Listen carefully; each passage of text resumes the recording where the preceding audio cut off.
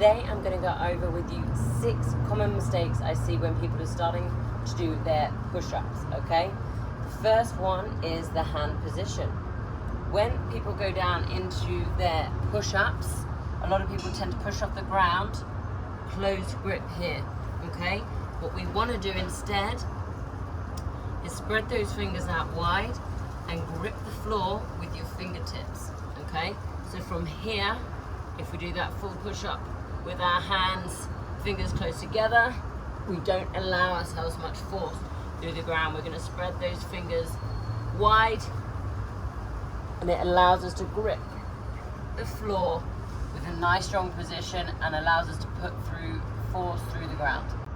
Okay, so the second common mistake that I see is everyone starts to do push-ups where their elbows are shooting right out at a 90-degree angle, and it starts to shoot pain through their shoulders, okay? What we want to be in the position is our hands by our chest, and we're in this arrow position.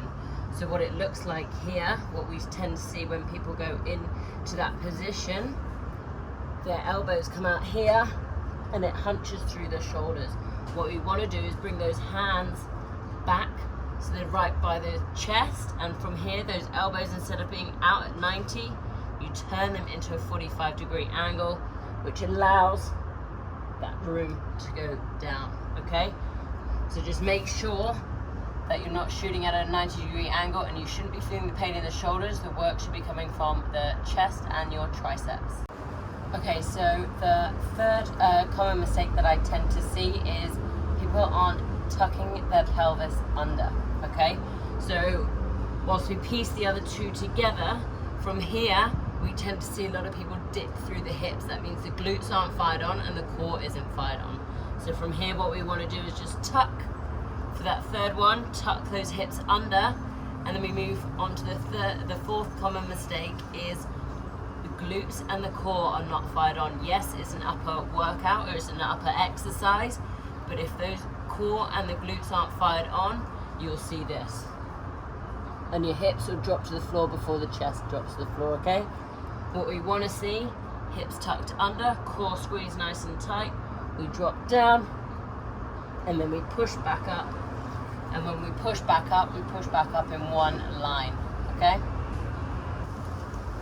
Okay, too often, if you look at my feet position, people are having their feet far too far apart. That means the glutes aren't going to be fired on enough. So you want to be able to walk your feet in. They should be, as you advance, touching, which makes your thighs and your knees touch together, which dramatically advances that push-up. From here, again, we lower down, core, glutes engaged, hips tucked under, and we have your fingers gripped to the ground, as well as that 45-degree angle. So just make sure your hips are tucked under, feet close together, with your glutes fired on.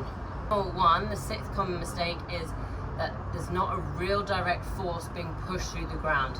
It's just an expectation that we can get ourselves back up. So that comes with time, and that comes with developing strength through your whole body just as much as your upper body.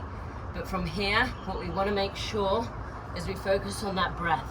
So we get into that setup position, we make sure your feet are close together, glutes fired on, core nice and tight, we're tucking those hips under. We have those hands by the chest, and the elbows are at the 45-degree angle. From here, we take a deep breath in at the top, and we exhale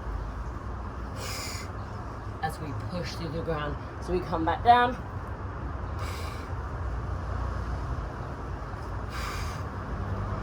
So from there, we're really getting that explosiveness in that position.